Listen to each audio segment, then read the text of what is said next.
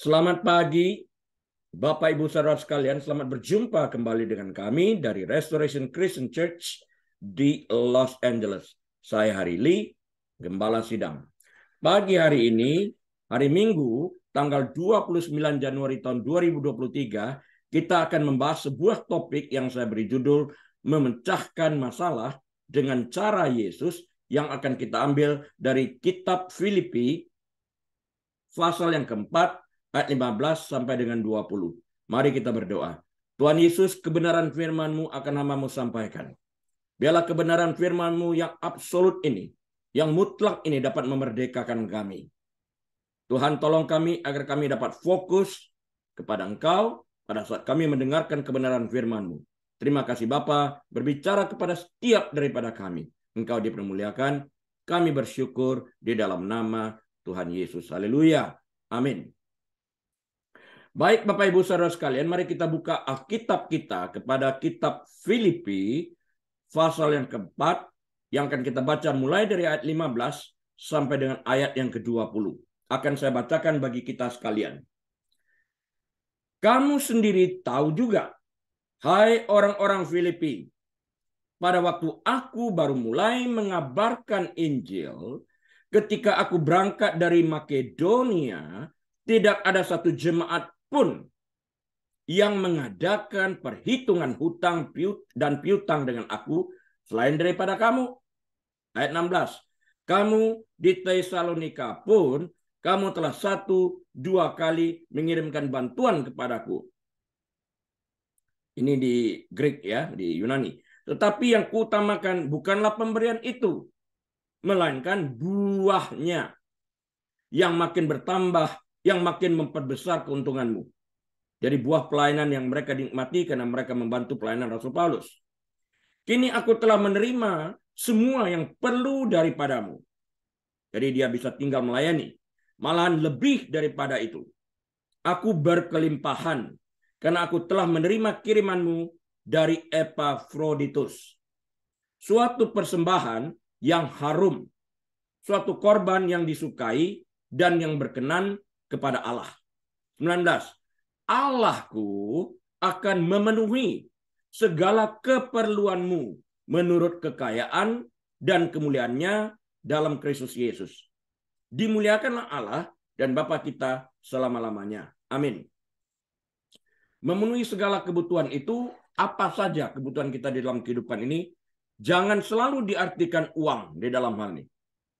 Kebutuhan kita untuk disembuhkan, kebutuhan kita pada saat menghadapi masalah tidak ada jalan keluarnya, dan kebutuhan-kebutuhan lainnya di dalam kehidupan ini.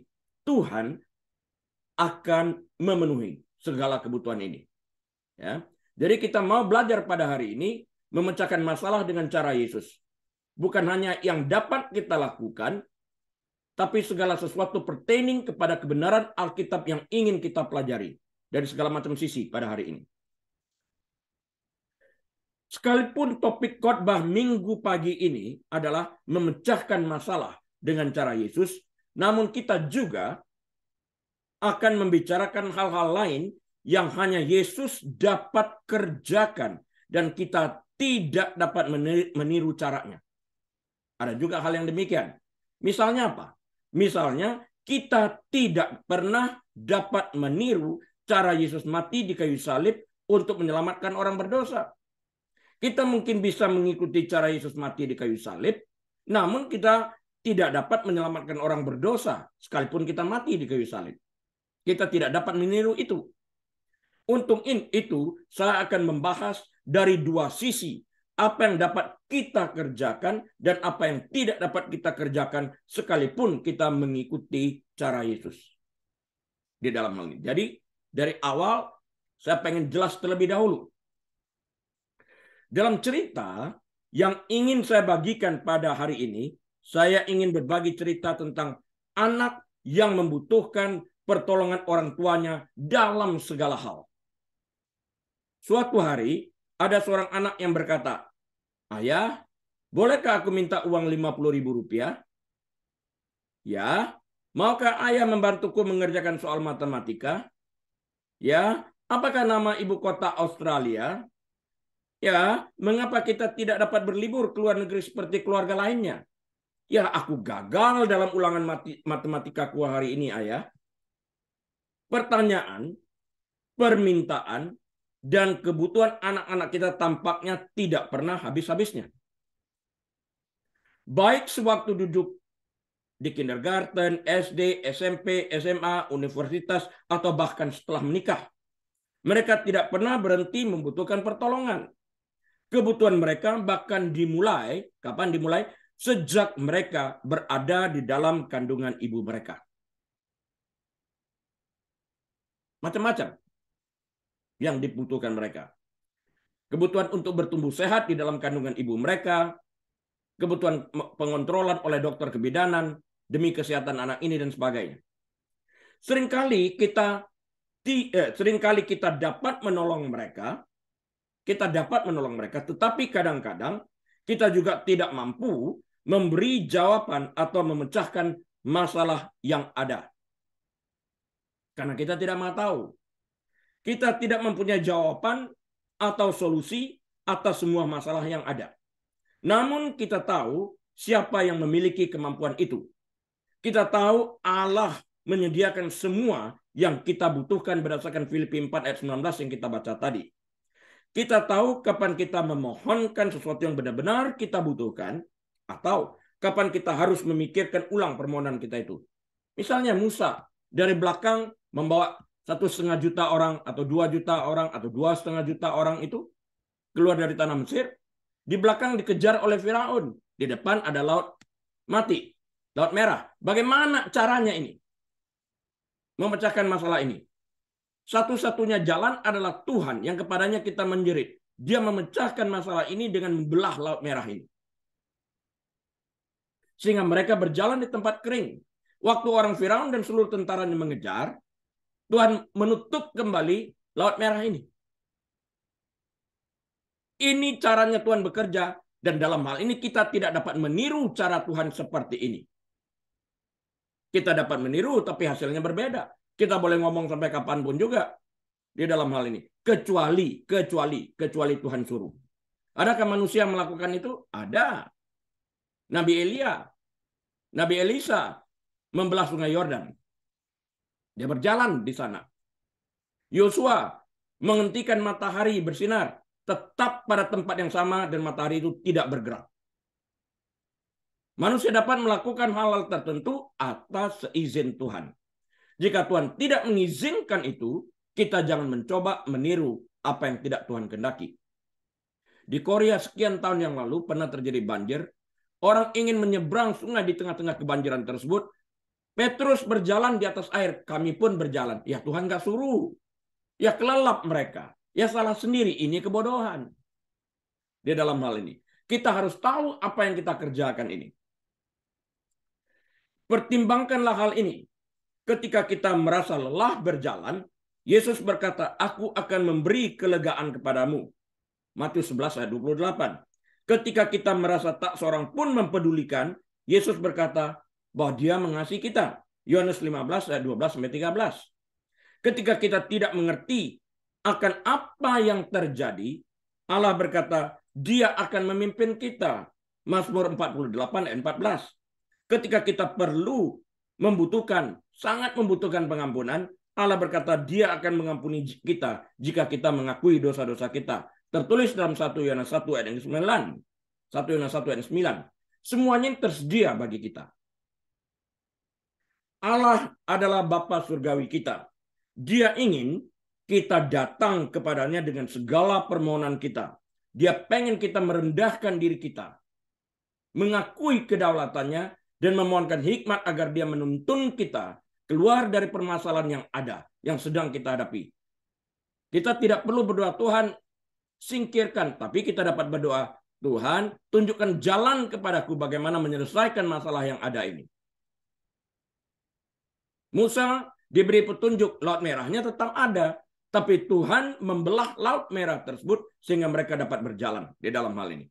Tuhan menyediakan jalannya. Yesus berkata, akulah jalan. Dia jalannya. Akulah kebenaran dan aku hidup.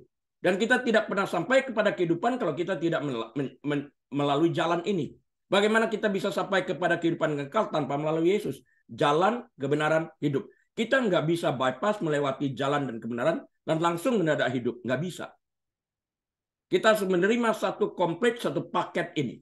Komplit satu paket ini harus kita terima. Kita tidak bisa hanya menerima berkat tanpa menerima Yesus. Kita tidak dapat menerima keselamatan tanpa menerima Yesus. Jadi waktu kita ingin memecahkan masalah dengan cara Yesus, kita harus memiliki Yesus ini. Kita harus mengakui kedaulatan Yesus ini. Kita harus mengetahui bahwa Dia Maha Kuasa, Maha Tahu, dan Maha segala-galanya. Yang oleh karena itu kita bergantung kepada Dia yang dapat memberikan hikmat dan marifat kepada kita.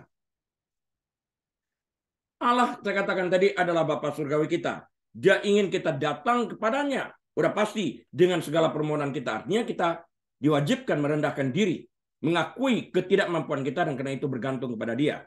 Dia ingin kita mendengarkannya lewat firman-Nya. Karena itu kita wajib membaca firman Tuhan agar kita mendapatkan petunjuk bagaimana menyelesaikan sesuatu masalah yang terjadi di dalam kehidupan kita ini. Dialah jawaban atas segala sesuatu. Nah, Bapak Ibu Saudara sekalian, dalam kehidupan sehari-hari yang kita lewati, kita banyak sekali menghadapi tantangan hidup. Benar nggak? Tiap hari kita menghadapi tantangan hidup di dalam kehidupan ini. Bagaimana kita menyikapi tantangan hidup yang sedang kita hadapi?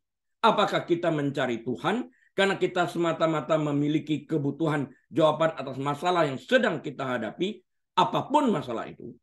Atau kita mencari Tuhan terlebih dahulu atas dasar respect yang sangat dalam.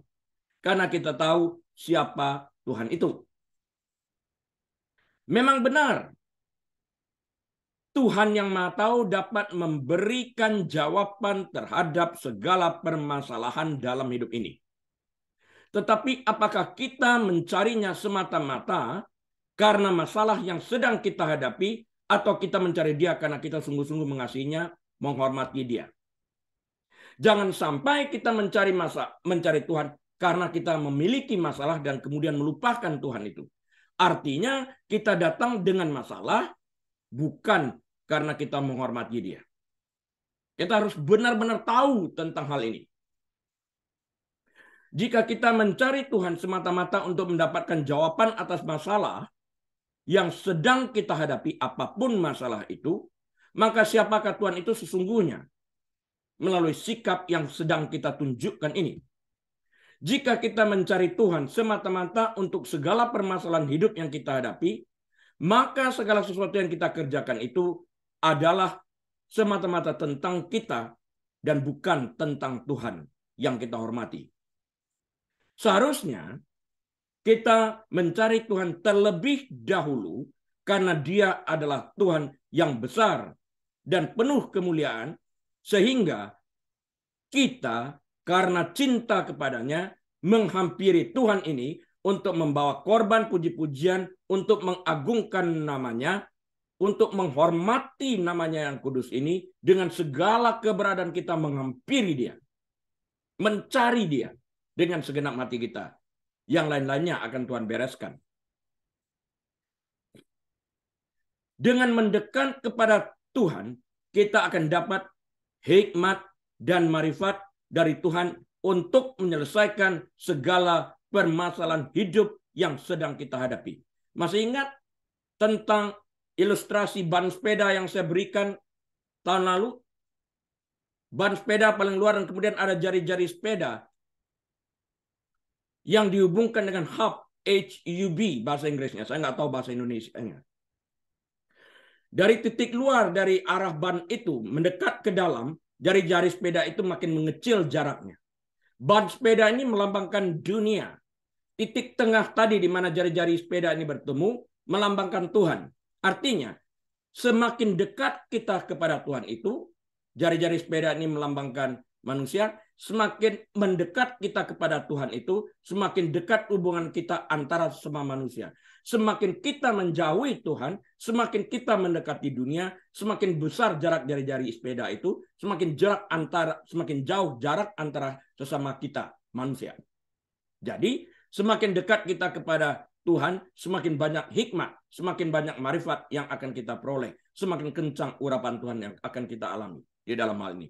Semakin besar anugerah Tuhan di dalam kehidupan kita karena kita menunjukkan respect, kasih kita kepada Dia dengan senantiasa berada di dalam hadiratnya ini. Jadi dengan mendekat kepada Tuhan, kita akan mendapatkan hikmat dan marifat dari Tuhan untuk menyelesaikan segala permasalahan hidup yang sedang kita hadapi.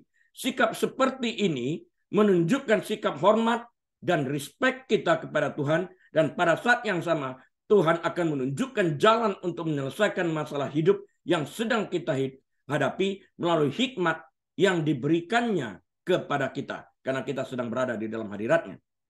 Jadi sikap kita dalam bergaul dengan Tuhan itu akan menunjukkan siapa kita sesungguhnya. Itu jelas. Dengan siapa kita bergaul akan menunjukkan pribadi kita, akan menunjukkan karakter kita itu sendiri. Yohanes 5 ayat yang 19 mengatakan sebagai berikut.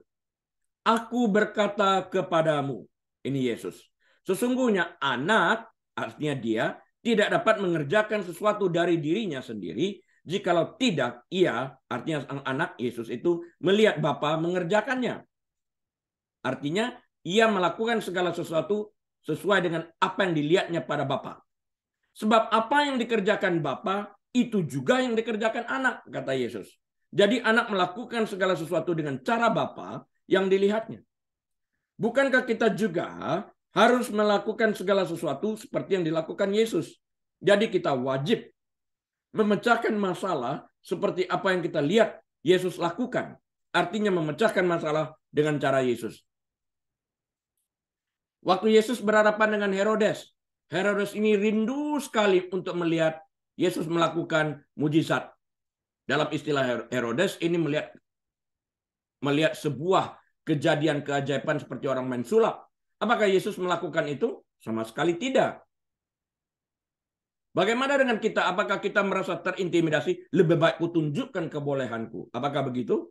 Yesus tidak melakukan ini. Dia tidak terintimidasi. Mau apapun kata orang, mau apapun kata Herodes, dia tidak bergeming, tetap tidak mempertunjukkan kuasanya di dalam hal ini. Karena apa? Karena jika ia menunjukkan kuasanya atas intimidasi Herodes, maka Herodes sedang melakukan kehendaknya. Dan Yesus bukan melakukan kehendak Bapa, tapi melakukan kehendak Herodes di dalam hal ini. Melalui intimidasi. Yesus tidak memberikan kuasa yang dimilikinya kepada Herodes untuk mengontrol apa yang harus dikerjakannya. Dia tetap pada waktu itu bergantung kepada Bapanya sepenuhnya. Karena itu kita pun wajib melakukan segala sesuatu atas apa yang kita perhatikan Tuhan lakukan di dalam kehidupan kita ini. Apa yang dikerjakan kita tiru. Dalam hal yang baik ini, semuanya baik yang dikerjakannya. Sehingga kita tidak terpancing untuk melakukan segala sesuatu yang kita lakukan atas dasar daging kita itu sendiri. Banyak di antara kita yang pernah mendengar slogan yang mengatakan, Yesus jawaban dalam hidupku. Ada nyanyinya itu. Apapun masalah yang ku hadapi dalam hidup ini, Yesus jawabannya. Itu slogannya kan seperti itu. Namun, apa artinya? Bahwa Yesus adalah jawabannya. Artinya apa? Jangan sekedar kita mendengar slogan dan mengutip slogan itu, menghafalkan slogan itu, tanpa mengerti apa yang dimaksud. Artinya ikut-ikutan saja di dalam hal ini. Kalau dalam bahasa psikologinya disebut sebagai bandwagon effect atau social conformity. Kita ikut-ikutan tanpa mengerti apa yang dimaksudkan. Ada sesuatu yang harus kita perhatikan dengan cermat dari slogan yang populer ini. Yaitu siapa kita, pribadi kita masing-masing, dalam kaitannya dengan Yesus. Sehingga kita berani mengatakan Yesus jawabannya. Dan sebaliknya, siapa Yesus itu dalam kaitannya sebagai jawaban dengan kita. Harus kita mengerti ini terlebih dahulu. Apakah ada kemungkinan bahwa Yesus semata-mata dijadikan sekedar alat untuk memenuhi kebutuhan kita. Mungkin nggak itu terjadi? Sangat mungkin. Orang mencoba memanipulasi Tuhan di dalam hal ini.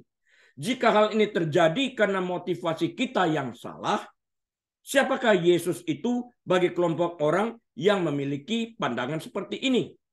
Bukankah Yesus dalam pandangan seperti ini berfungsi sebagai jin yang berfungsi untuk disuruh-suruh? Karena orang yang bersangkutan ingin jalan pintas dan tidak berusaha mencari Yesus untuk mendapatkan hikmat penyelesaian terhadap masalah yang sedang dihadapinya. Jika kita memperlakukan Yesus sebagai alat untuk disuruh-suruh, maka yang perlu kita pertanyakan adalah apakah kita sedang berhadapan dengan Yesus dari Nazaret, Allah yang menjelma menjadi manusia. Karena pada waktu kita menyadari bahwa kita sedang berhadapan dengan Yesus dari Nazaret, seperti yang tertulis dalam Injil, maka kita sedang berhadapan dengan Allah yang hidup. Dengan demikian, kita sudah barang tentu tidak memperlakukan Yesus dari Nazaret yang kita lihat sebagai Allah yang hidup itu sebagai jin yang hadir hanya sekedar untuk disuruh-suruh untuk memuaskan kebutuhan kita. Justru tidak. Kita pun selaku orang tua, jika kita mengerjakan segala sesuatu bagi anak, anak tidak pernah kita persiapkan untuk dapat menghadapi kehidupan yang nyata ini. Misalnya, saya memperhatikan anak jatuh saat mau belajar mencoba berjalan, langsung dipeluk oleh orang tua, langsung digendong. Kapan anaknya belajar berjalan? Biarkan anak itu merangkak, mencari sofa yang terdekat, mencari bangku terdekat, mencari tempat yang terdekat untuk dia dapat menupang dirinya untuk dapat bangun. Dari sana dia berjalan. Inilah persiapan kehidupan itu. Ada dua hal yang berbeda minggu yang lalu kita pelajari.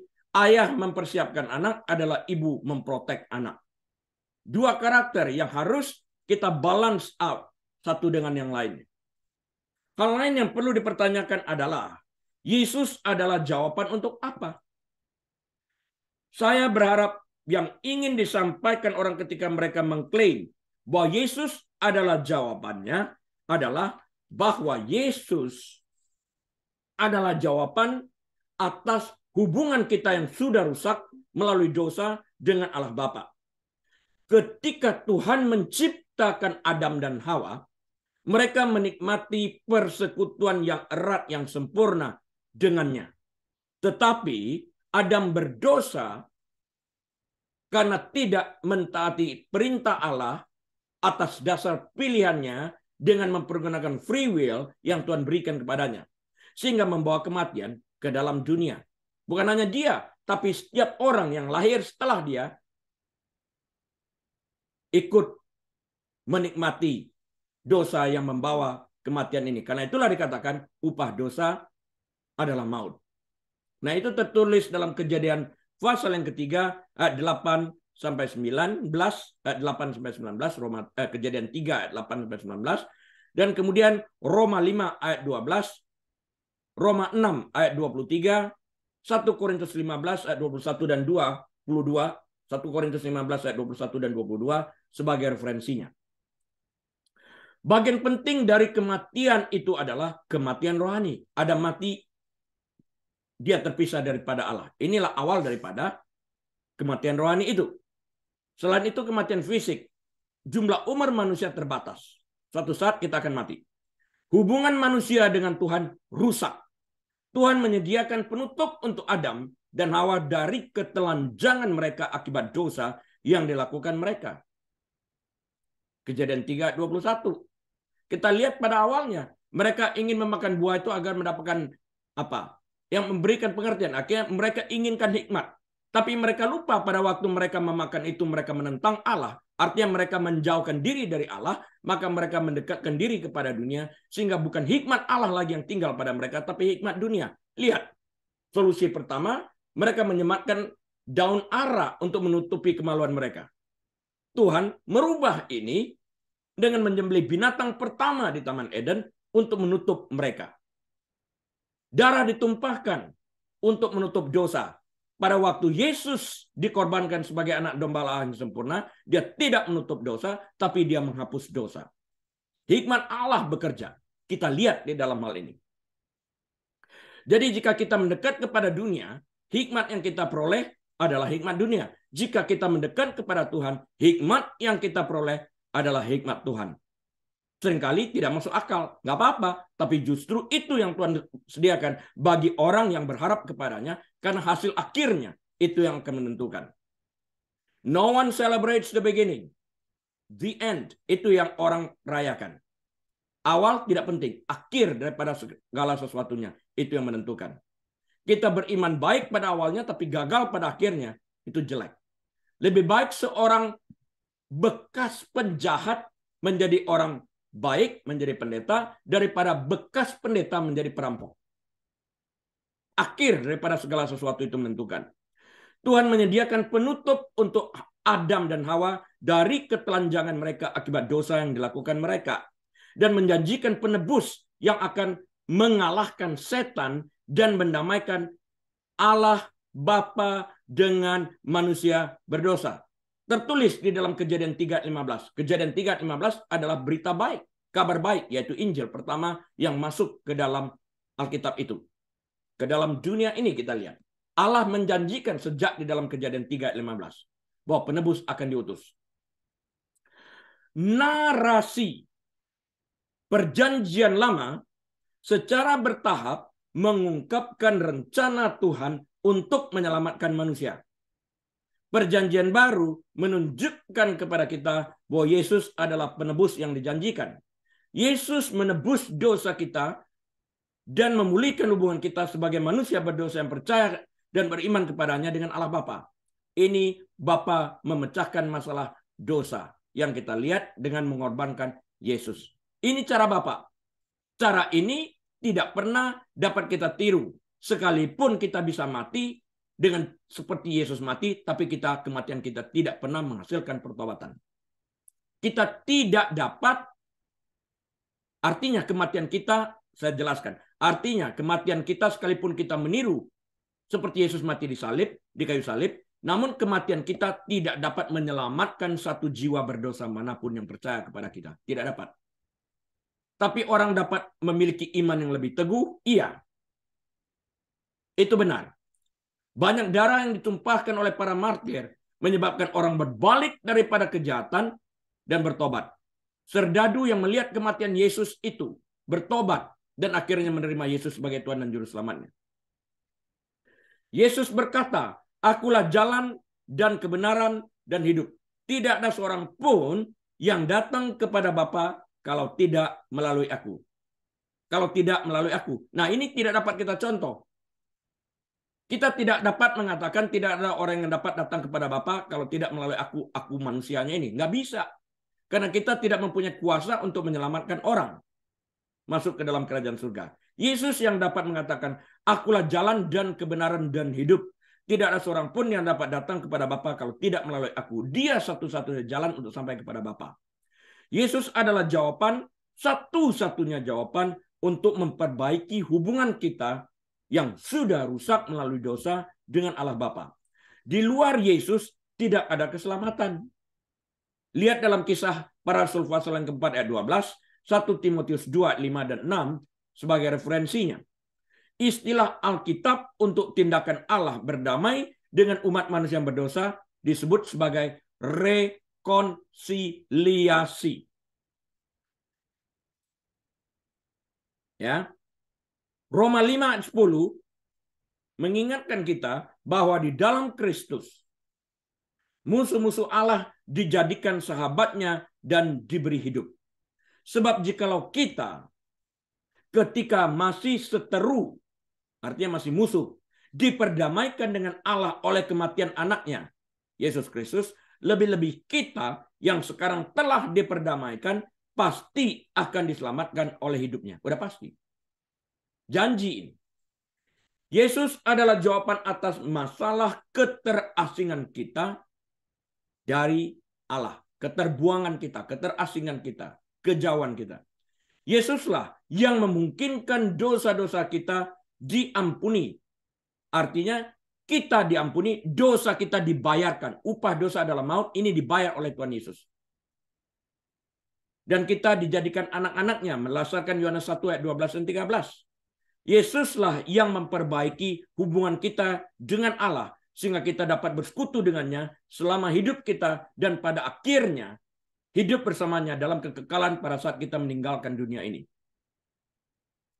Dosa kita dibeli oleh Tuhan Yesus, ditanggungkan kepada Dia. Hidupnya diberikan kepada kita.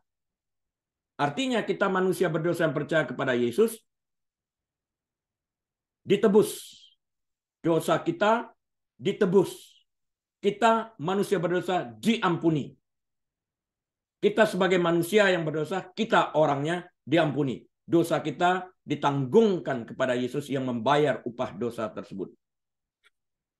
Yesus adalah jawaban atas hati nurani kita yang bersalah.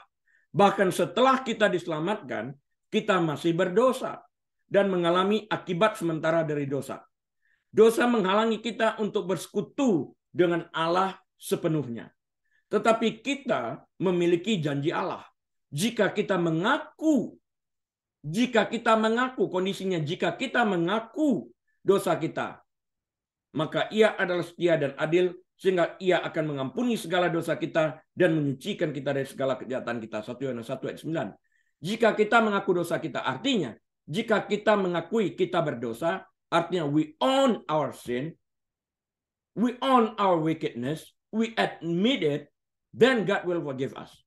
Kalau kita tidak mengakui dosa kita dan kita menuduh orang lain yang berdosa dan bukan kita, bahkan kita menuduh setan. Setan yang memaksa aku membuat ini. Setan tidak punya kuasa untuk memaksa siapapun juga untuk melakukan kehendaknya, kecuali kita setuju untuk melakukannya. Artinya kita memberikan kuasa kepada setan untuk mendikte kita. Nah, itu kebodohan sendiri. Yesus adalah alasan mengapa kita dapat menerima pengampunan dan disucikan. Nah, Yesus adalah jawaban atas hati nurani kita yang bersalah ini. Bahkan kita diselamatkan, kita masih berdosa dan mengalami akibat sementara dari dosa, tadi saya katakan. Karena sekalipun kita telah diselamatkan, kita masih dapat tetap berbuat dosa. Namun, Yesus menyediakan jalannya, yaitu kita datang menghampiri Dia, mengakui dosa ini, memohon ampun daripadanya, kita dibenarkan kembali di dalam kuasa darahnya. Ini luar biasa. Jadi Dia adalah jawaban atas masalah dosa kita sekarang dan selamanya. Yesus adalah jawaban atas hubungan kita yang rusak satu sama lain. Ketika Adam dan Hawa berdosa, dosa mereka tidak hanya memutuskan hubungan mereka dengan Allah, pencipta langit dan bumi, tetapi juga merusak hubungan mereka satu dengan yang lainnya. Lihat Kejadian 3, ayat 12 dan ayat 16. Manusia telah bergumul dalam hubungan satu sama lainnya sejak saat itu. Lihat Kejadian 4 ayat 8. Lihat persoalan antara Kain dan Abel. Kerusakan relasional ini terwujud dalam berbagai cara, termasuk tembok yang kita dirikan di antara ras. Yang satu menganggap mereka lebih baik daripada yang lain, mendirikan tembok tersebut tanpa memiliki sarana untuk berdiam diri sejenak, mengerti bahwa yang dilakukan itu adalah kesalahan. Yang diperlukan sarana itu adalah menerima Yesus sebagai Tuhan dan Juru Selamat kita, melihat bahwa Dia adalah Allah yang mengasihi, yang mengatakan, kasihlah Tuhan dengan segenap hatimu dan segenap jiwamu dan segenap kekuatanmu, dan kemudian kasihlah sesamamu manusia sebagaimana engkau mengasihi dirimu sendiri. Jika kita memiliki sarana ini, maka kita tidak akan mendirikan tembok pemisah antara ras yang satu dengan yang lainnya. Di era Perjanjian Baru, ada pembagian besar antara orang bukan Yahudi dengan orang Yahudi. Ada juga tembok seperti ini, terlihat di dalam Alkitab. Yesus adalah jawaban untuk semua jenis ketidakharmonisan ini. Kita baca di dalam hal ini ya. Kita lihat. Sebentar, ini tertulis dalam Efesus 2 ayat 14 sampai 18. Efesus 2 ayat 14 sampai 18. Karena Dialah damai sejahtera kita yang telah mempersatukan kedua pihak. Dua pihak itu siapa? Yahudi dan bukan Yahudi. Dan yang telah merubuhkan tembok pemisah, yaitu perseteruan, Sebab dengan matinya sebagai manusia, ia telah membatalkan hukum Taurat dengan segala perintah dan ketentuannya untuk menciptakan keduanya, yaitu Yahudi dan bukan Yahudi, menjadi satu manusia baru di dalam dirinya, dan dengan itu mengadakan damai sejahtera. 16. Dan untuk memperdamaikan keduanya itu, Yahudi dan bukan Yahudi ini, di dalam satu tubuh dengan Allah oleh salib, dengan melenyapkan perseteruan pada salib itu, diperdamaikan pada kayu salib itu. 17. Ia datang dan memberitakan damai sejahtera kepada kamu yang jauh. Yang jauh itu artinya bukan Yahudi, dan damai sejahtera kepada mereka yang dekat. Yang dekat artinya orang Yahudi. 18. Karena oleh dia kita kedua pihak, yaitu Yahudi dan bukan Yahudi, dalam satu roh beroleh jalan masuk kepada Bapa. Ini tertulis dalam Efesus 2, 14-18, dan nanti dapat dibandingkan juga dengan Galatia 3, 26-29 bagi yang ingin belajar lebih lanjut. Yesus memerintahkan para pengikutnya untuk saling mengasihi dengan rendah hati dan berkorban. Yesus berdoa untuk persatuan di antara pengikutnya. Pelajari Yohanes 17. Persatuan yang dianut oleh gereja mula-mula. Kisah Para Rasul 8 dan Kisah Para Rasul pasal yang ke-10. Karena kita telah menerima pengampunan di dalam Yesus, kita dapat mengampuni orang lain. Kita sudah memiliki modalnya, yaitu pengampunan. Yesus adalah jawaban atas kekacauan relasional kita. Bagaimana cara kita berelasi, berhubungan, bersahabat satu dengan yang lainnya. Kita semua sama-sama diciptakan oleh Tuhan. Tidak ada perbedaannya. Jangan sampai warna kulit membedakan kita. Jangan sampai warna kulit memisahkan kita. Kita satu dan sama di hadapan Tuhan. Yesus adalah jawaban atas keberadaan yang tidak berarti. Kira-kira gini, Jesus is the answer to a meaningless existence. Penulis kitab Pengkhotbah meratapi kesia-siaan pengejaran duniawi selain Allah. Ketika kita mati secara rohani pada saat kita berdosa, hidup pada akhirnya kosong. Tidak ada sesuatu pun di dunia ini yang akan sepenuhnya memuaskan kerinduan hati kita yang terdalam. Mazmur 73:25. Tahun yang lalu saya pernah mengatakan, jika manusia itu hanya terdiri daripada jiwa dan tubuh dan tidak memiliki roh, maka dunia ini merupakan tempat yang dapat memuaskan manusia.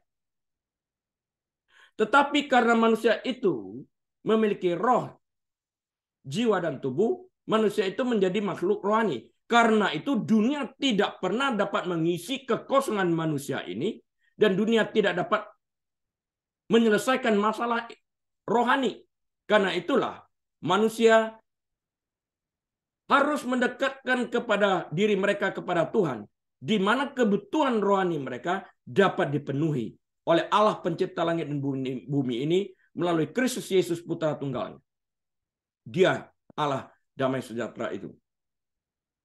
Tidak ada sesuatu pun di dunia ini yang akan sepenuhnya memuaskan kerinduan kita yang terdalam, karena kita adalah makhluk roh. Mazmur 73:25 ini. Tetapi di dalam Yesus kita memiliki tujuan. Dia berkata, pencuri datang hanya untuk mencuri dan membunuh dan membinasakan. Aku, kata Yesus, datang supaya mereka mempunyai hidup dan mempunyainya dalam segala kelimpahan. Yohanes 10:10. Kita untuk dapat mengalahkan musuh, kita harus mengerti strategi musuh dan keberadaan musuh. Yesus sudah mengatakan strategi dan rencana musuh itu. Setan. Dia datang hanya untuk mencuri, membunuh, dan membinasakan. Nah, Yesus katakan, aku datang untuk memberikan kehidupan. Mengalahkan ide daripada iblis ini kalau kita melihat dengan benar Yohanes 10:10 ini. Masa iya kita mau berpegang kepada iblis? Peganglah Tuhan yang memberikan kehidupan ini kepada kita. Kemenangan sudah dijamin. Kehidupan inilah jalan yang harus kita tiru itu sebetulnya. Kehidupan Kristen adalah kehidupan yang berbuah. Hasilkanlah buah yang sesuai dengan pertobatan, kata Yohanes Pembaptis. Kita diundang untuk menjadi bagian dari pekerjaan Allah di dunia. Setelah kita diselamatkan, ya kita wajib berbuah, wajib menjangkau orang-orang lain. Jangan pernah malu di dalam hal ini untuk menyampaikan kebenaran firman Tuhan. Rata-rata yang dikatakan orang itu, jangan buru-burulah. Nanti inilah, nanti itu. Sebetulnya si yang mengatakan itu sebetulnya nggak confident, dia takut untuk menyampaikan kebenaran firman Tuhan. Karena itu terus-menerus ditunda. Kita harus mempergunakan waktu itu, redeem the time, sebaik-baiknya. Mungkin sekali pada waktu itu adalah kali terakhir orang itu bertemu dengan Injil, dan kita itu dilihat sebagai Injil yang berjalan. Wajib kita menyampaikan siapa Yesus itu. Jadi kita diundang untuk menjadi bagian dari pekerjaan Allah di dunia, bertugas membagikan Injil dan memuridkan seperti yang tertulis dalam Matius 28 ayat 18-20. Kita tidak dapat berbuat apa-apa di luar Yesus, tetapi di dalam Dia, Yesus Kristus, kita akan berbuah lebat. Tertulis di dalam Yohanes 15 ayat 5. Di luar aku, kamu tidak dapat berbuat apa-apa, kata Yesus. Kita cabang, kita ranting-rantingnya ini, Dia pokoknya itu. Kalau ranting ditebang, mati. Yesus adalah jawaban atas kekhawatiran dan keraguan kita. Berapa sering kita ragu, berapa sering kita khawatir di dalam menjalani kehidupan ini? Yesus jawabannya. Hidup melibatkan kesulitan. Pasti ini. Setiap orang mengalami kesulitan di dalam kehidupan ini. Dan dengan kesulitan, datanglah apa? Dengan kesulitan, datanglah kekhawatiran. Datang apalagi? Ketakutan. Dan apalagi keraguan. Nah, jadi hidup melibatkan kesulitan, dan kesulitan melibatkan kekhawatiran, ketakutan, dan keraguan. Yesus memberitahu para pengikutnya, semuanya itu kukatakan kepadamu, supaya kamu beroleh damai sejahtera dalam aku. Dalam dunia, kamu menderita penganiayaan. Tetapi kuatkanlah hatimu, aku telah mengalahkan dunia. Karena itu pegang si pemenang. Yohanes 16 ayat 33. Yesus mengingatkan kita akan kasih dan perhatian Allah. Yesus juga memberikan kita Roh Kudus untuk tinggal bersama kita selamanya. Perjanjian lama, come and go. Roh Kudus itu datang dan pergi. Perjanjian baru, Roh Kudus itu menetap di dalam kehidupan orang percaya selamanya. Yesus adalah alasan mengapa kita tidak sendirian. Yesus adalah jawaban atas ketakutan dan sakit hati kita, kekecewaan kita. Yesus mampu bersimpati dengan kita karena Dia telah menjalani kehidupan manusia di dunia yang rusak ini. Ibrani pasal yang keempat, ayat 15 dan 16. Yesus memberi kita kedamaian dan memperlengkapi kita untuk bertahan dan bahkan bersukacita dalam kesulitan hidup ini. Yakobus 1 ayat 2-5. Yakobus yang menulis Injil ini adalah Yakobus saudara Yesus setelah Yesus lahir. Yesus adalah jawaban atas masalah dunia. Pada saat kita mengamati dunia ini, kita tahu bahwa dunia ini rusak dan perlu diperbaiki. Kerusakannya terlihat jelas. Yesus adalah jawabannya. Kita melihat hari-hari ini. Dunia ini membutuhkan Yesus, tapi menjauhkan diri daripada Yesus itu dengan menempatkan segala sesuatu kekejian. Transgender misalnya, kekejian yang sangat keji, yang sudah ada dan tertulis di dalam Alkitab. Mengganti pakaian. Laki-laki bersikap seperti wanita, tertulis di dalam Alkitab.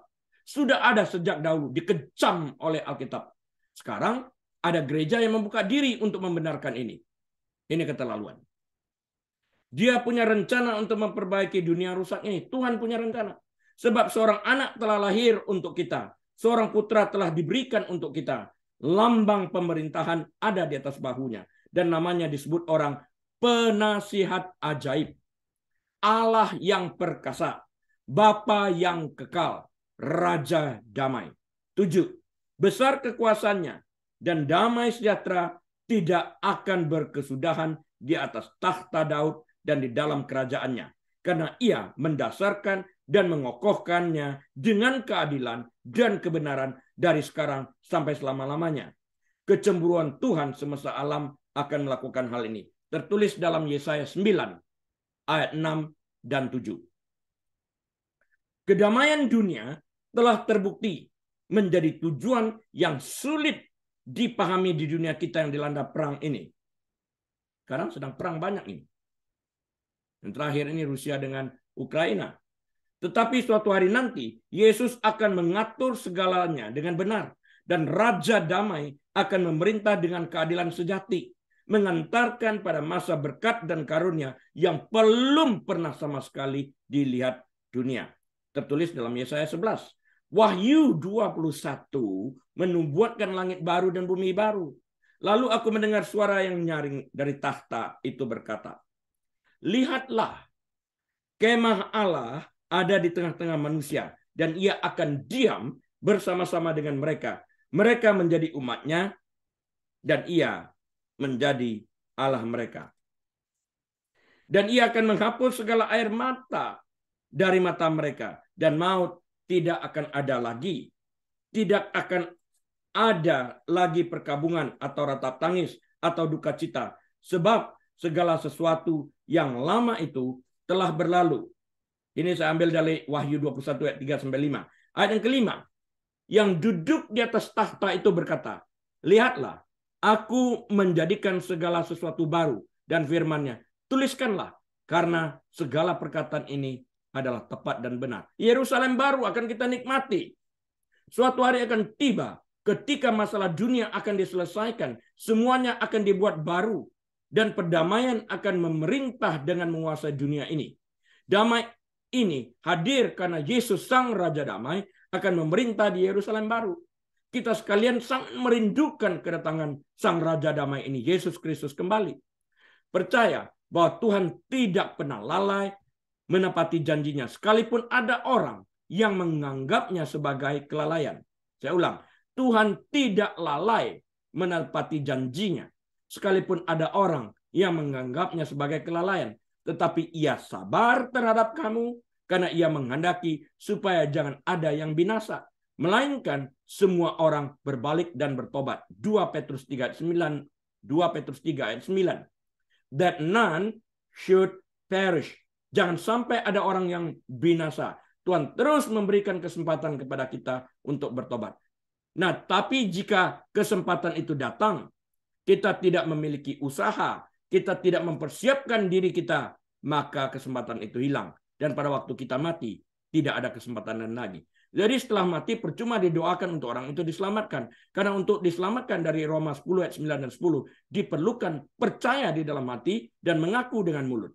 Apa yang dipercaya di dalam hati ini, yaitu Yesus adalah Tuhan yang dapat mengampuni mereka, yang dapat menebus dosa mereka. Setelah mati, mereka tidak dapat percaya lagi. Mereka tidak dapat beriman lagi.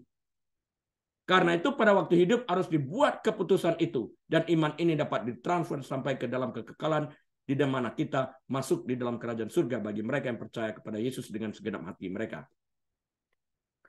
Tidak peduli apa kebutuhan pribadi kita, Yesus adalah jawaban untuk kita hari ini. Yesus adalah jawaban untuk hidup kita pada hari ini. Dan Dia menjanjikan masa depan yang lebih baik bagi kita sekalian yang percaya kepadanya. Bersama Dia di dalam kerajaan surga, jauh lebih baik. Tidak ada ratap dan ketak gigi lagi. Tidak ada tangisan lagi di dalam surga. Namun sebaliknya di dalam neraka terdapat ratapan dan ketakan gigi. Penuh dengan penyesalan. Geram dan sebagainya. Kita tahu solusi kreatif terbaik tidak datang dari menemukan jawaban yang baik untuk pertanyaan dalam masalah yang ada. Solusi kreatif datang dari membuat pertanyaan baru. Artinya, kita mendapatkan solusi dari menjawab dengan bertanya terhadap pertanyaan yang ada. Untuk ini kita memerlukan hikmat dan marifat dari Tuhan.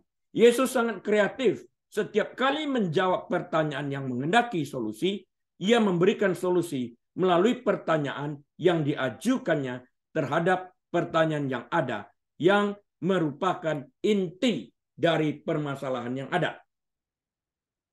Sejauh ini, kita telah berbicara panjang lebar tentang Yesus jawaban.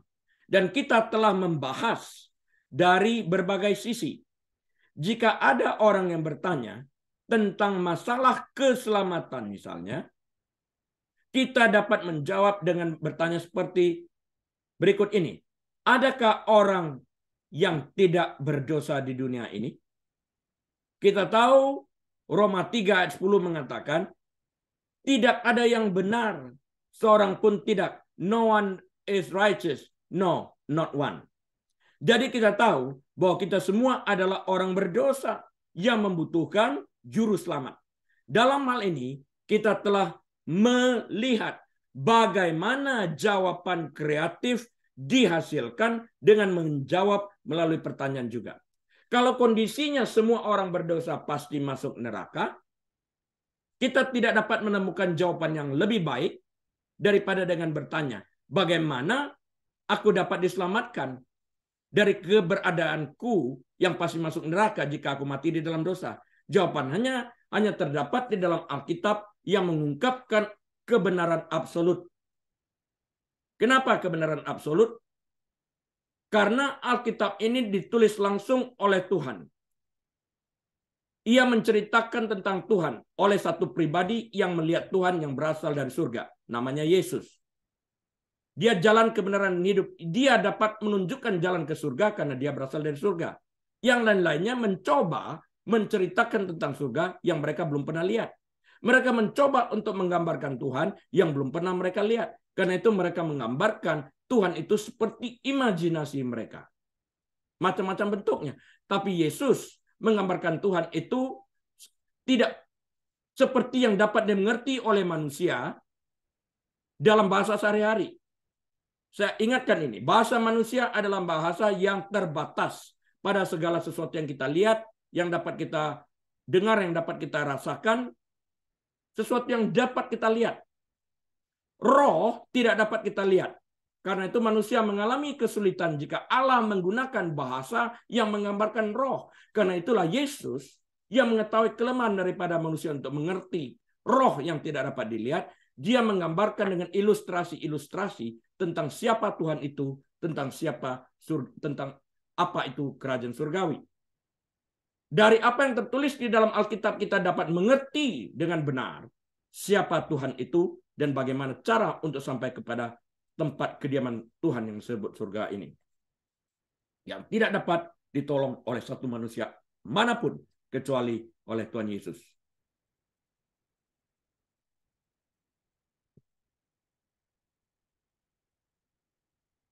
Sejauh ini kita berbicara ini tentang Yesus jawaban. Kita membahas dari berbagai sisi tadi kita katakan. Dan barusan kita juga berbicara tentang Roma 3 ayat 10. Tidak ada yang benar. Yesus satu-satunya jawabannya. Jadi bagaimana jika timbul pertanyaan, saya katakan masalah dunia seperti perang antara satu negara dengan negara lain. Sebagai contoh kita lihat sekarang perang yang terjadi antara Rusia dan Ukraina. Solusi dalam bentuk pertanyaan apa yang dapat kita berikan namun berbasis Alkitab? Pertanyaan yang dapat diajukan adalah, apakah manusia dapat melepaskan ego mereka sepenuhnya? Bukankah ego manusia yang menimbulkan pertengkaran?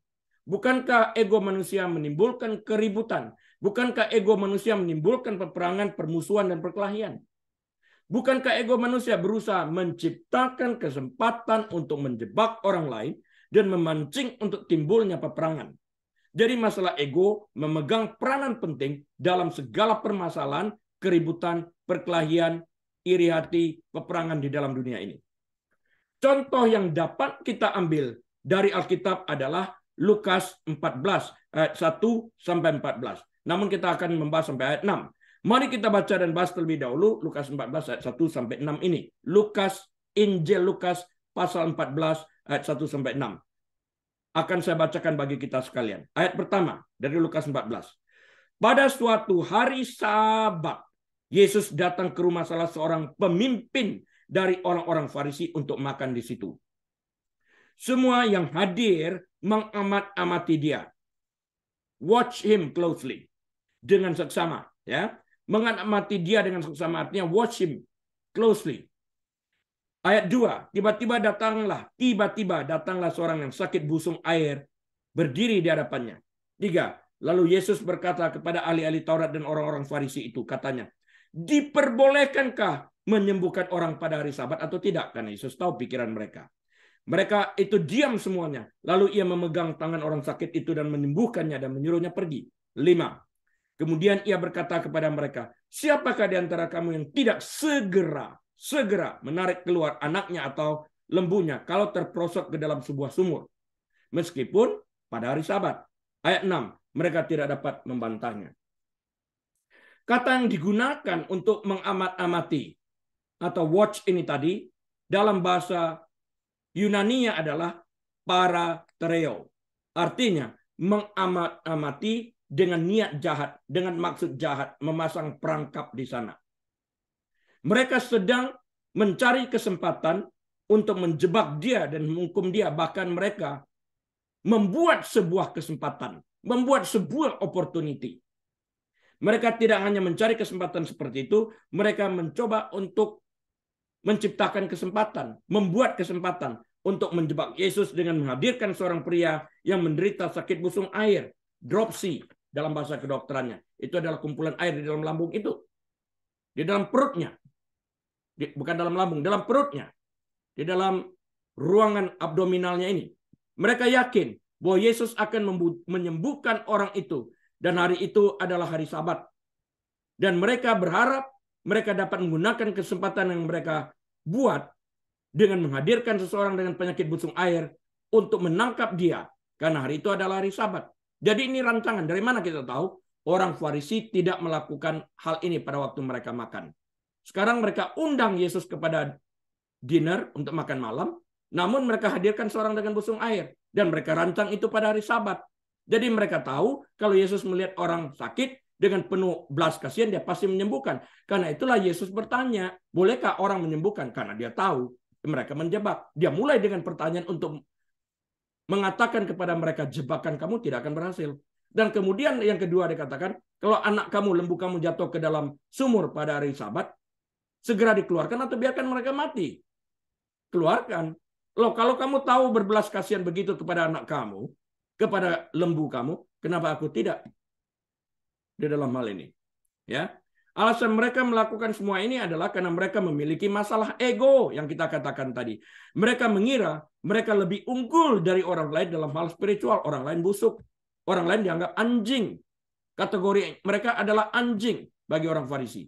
Kita melihat contoh-contoh ini.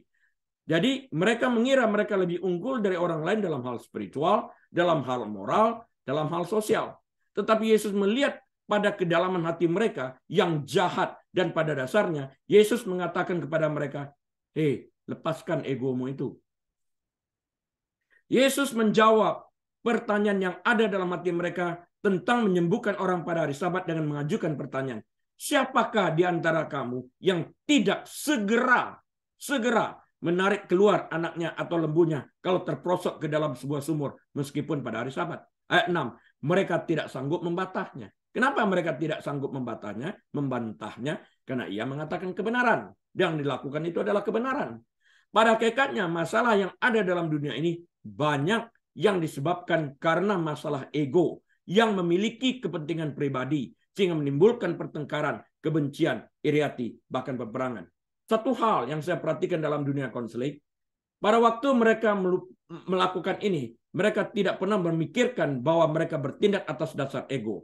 Pada waktu mereka mengalami upah dari apa yang mereka lakukan karena hukum menabur dan menuai, mereka kembali mempersalahkan Allah. Kenapa aku yang sudah percaya terjadi kepada diriku? Lupa apa yang mereka kerjakan. Contoh lain, bagaimana Yesus memecahkan masalah seperti yang tertulis dalam Markus 12 ayat 13-17. Kemudian disuruh beberapa orang Farisi dan Herodian kepada Yesus untuk menjerat dia dengan suatu pertanyaan, ya, untuk menjerat nih, disuruh orang lain nih. 14. Orang-orang itu datang dan berkata kepadanya, Guru, kami tahu engkau adalah seorang yang jujur dan engkau tidak takut kepada siapapun juga, sebab engkau tidak mencari muka, melainkan dengan jujur mengajar jalan Allah dengan segala kejujuran. Apakah diperbolehkan membayar pajak kepada kaisar atau tidak? Haruskah kami bayar atau tidak?